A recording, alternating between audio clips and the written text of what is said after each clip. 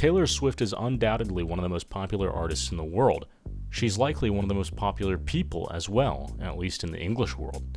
But why is that? She's not particularly talented, her music is generic pop, and it has very little actual substance. She writes songs that appeal to unsavvy consumers, featuring tiresome topics about her relationships and heartbreak. These are boring and honestly pathetic focuses for something that should otherwise be entertaining. Now, that isn't to say she has no upbeat songs, but the truth is that the vast majority of her catalog is boring, unenthusiastic, pitiful garbage. And that's just to concentrate attention on her songwriting ability, of which we have no real way of knowing whether she's truly the driving factor for. Swifties, of course, will blindly defend their star of choice, however, and not give any credence to the idea that someone of such a high caliber in the entertainment industry, with an army of producers, would possibly seek advice from a ghostwriter. Now, this leads to my issue as a whole. My gripe is not just with Taylor Swift. My gripe is with Swifties at large. They are one of the worst, most despicable groups that make up our world's naive consumerist bloc. They hail from the working class to even the upper class. However, those of the latter group have likely faced no real worldly opposition in their lifetime. So, what does that mean? To me, it shows that a large part of Swift's audience is unintelligent and even unknowingly subversive to the actual problem that she presents. That's at best. They may even be knowingly subversive, and all the while they virtue signal and masquerade as morally superior to those who do not conform to the current narratives. But why would I say this? Well, it's self-evident in the relationship between Taylor Swift and her fans and the way that they act. But I'll run you through the points.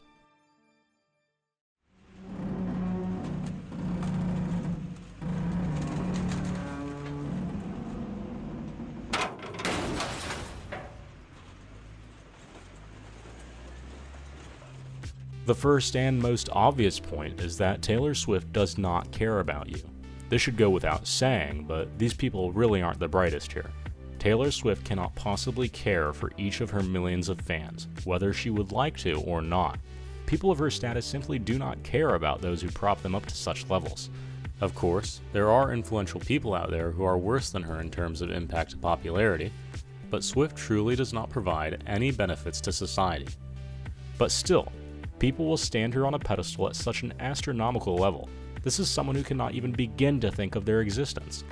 Though Swift is not unique in her connection to such a parasocial relationship, she is by far the one with some of the most delusional fans. Her fans will defend her on anything, and that's unwavering. You cannot criticize Swift without attracting the wrath of an unintelligible mob of mindless fans. So while I may concede that Swift has less to be criticized for than other public figures, she is not beyond reproach. And just to be clear, I'm leading with this point because it's important people realize this as I explain the rest. There is no reason to defend Swift against any of what's next, because you relate to her or whatever delusion you may have.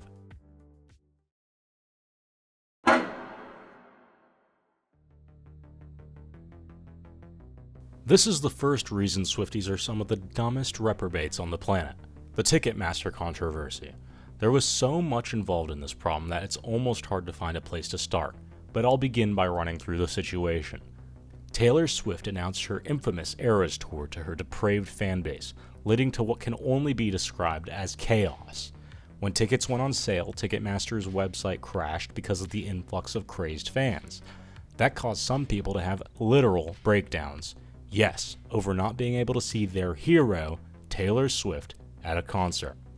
So, the website crashes, tickets sell out for the tour almost immediately, and many fans are not able to secure any. For most, that's a minor inconvenience, or maybe a bummer for an act you really enjoy. But if you are actually aching over not being able to see a mega millionaire that really doesn't provide anything to society, you should probably reevaluate. Anyway, people aren't able to secure the tickets, yada yada, and like most things, scalpers and bots get a decent amount of the tickets.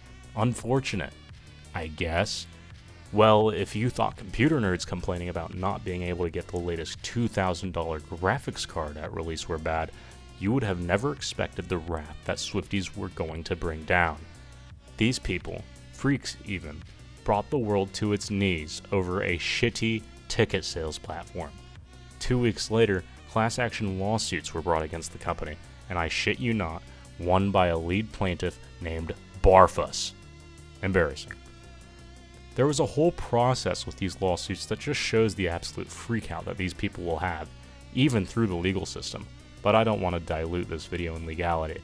The bottom line is that these people had a collective mental breakdown over Ticketmaster not being able to handle the sheer volume of their purchase attempts, and then sued the company. But what's next is even more incredible than the lawsuits. These people caused Congress to hold a hearing about the company.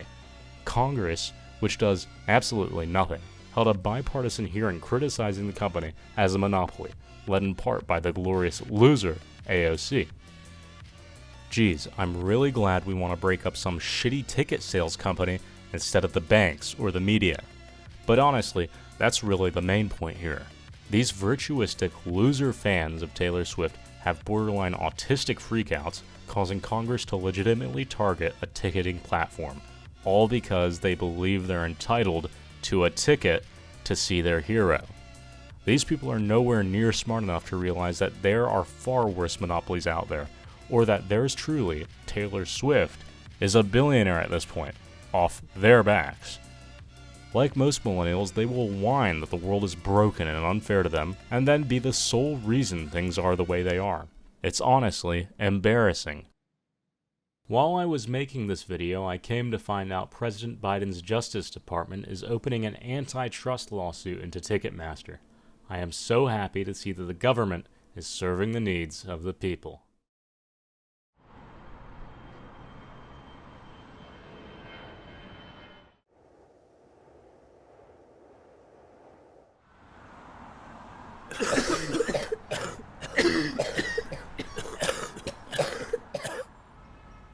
Now, this issue really would not be such a big deal if it were not for the sheer insanity that is spun from it.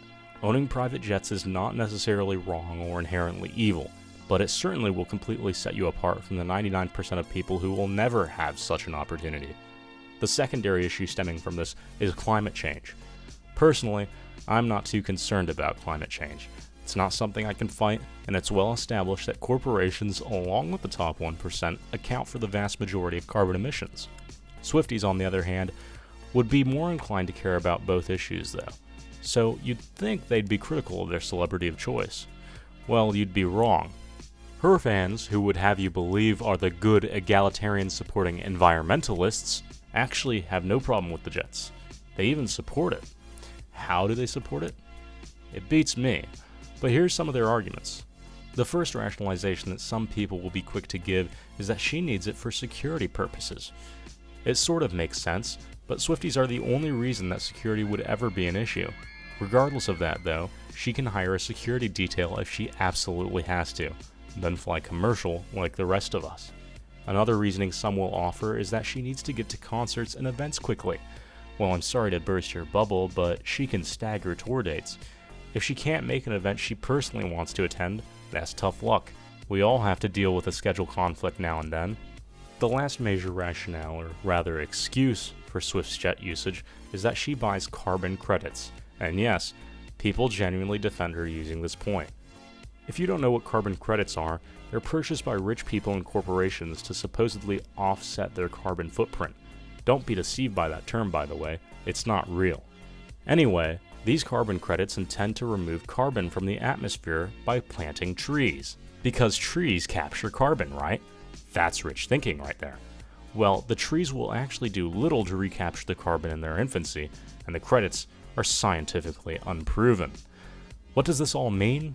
It means that her private jet usage is unjustified to an environmentalist. She'll also go without saying that her private jet usage is unjustified to an egalitarian as well. So, all this is really meant to say, when you're fighting the good fight, you can't have your cake and eat it too.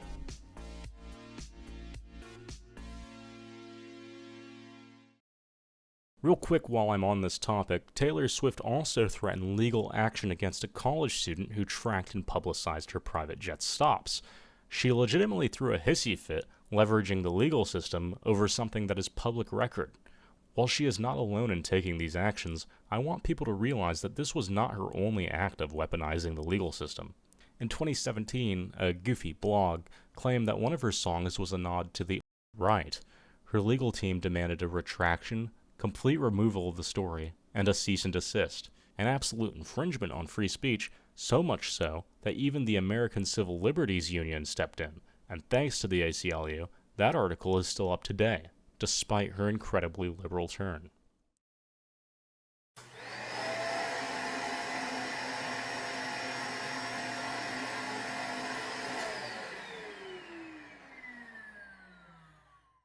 There is this widespread belief that Taylor Swift is some sort of vanguard for artist rights in an industry dominated by record companies. While this is a major issue, people should not be deceived by this argument. Depending on who you ask, her dispute with Scooter Braun erupted for a variety of reasons. But of course, Swifties will side with the explanation that Taylor gives. Now, I'm not here to decipher who's at fault in this scenario or who's worse. They're both terrible people as far as I'm concerned. But what I can say is that this supposed fight for artist rights was really just classic profiteering. Simply re-record your songs, directly and indirectly push your fans to purchase and stream these new versions, and reap the profits. It's absolutely insane people fall for this.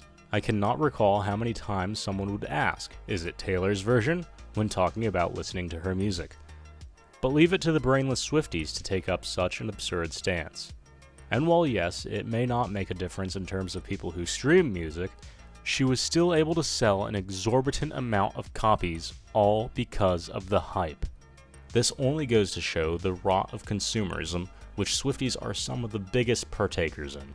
And remember, these are the same people that attack the system that reaps massively off their ignorance. That's the biggest takeaway here. It's that these people prop up Taylor Swift, all while they decry the powers that be. Swift is part of that elite group. She is no different than the rest of the billionaires simply because she does something you enjoy. At the same time, she is not similar to you, as you scrape by to make another day count. And her so-called vulnerability? Well, it clearly pays well. So to believe that whatever her next stunt or move is a true act of bravery, just remember, it's all a thinly veiled cash grab.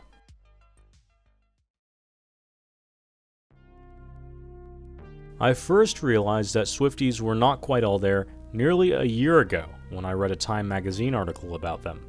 When I first read the article, I literally felt a sense of rage.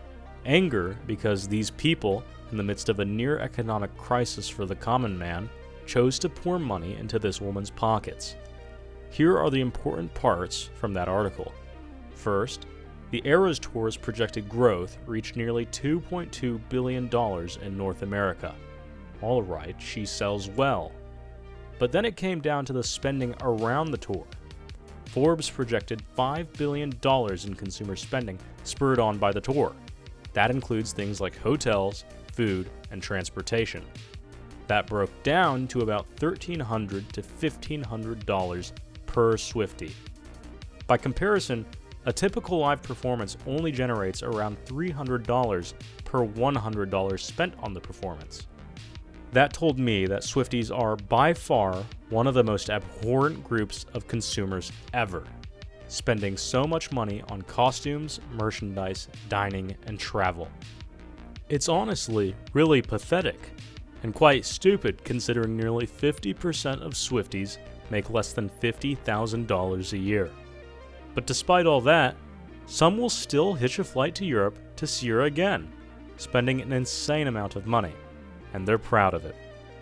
These people are your enemies, and I almost feel sorry that Swifties are blind to this. Oh, and before I go, I want to share this hilarious bit from the Queen herself. Buy her new album, and you can win the opportunity to buy tickets to her concert in Edinburgh. This should be enough to show how much she cares about her fans. She could never bear to lose out on $200. Anyway, subscribe to my channel. I promise I'll make more videos. Otherwise, I won't, because if you guys don't like them, why would I? Anyway, see ya.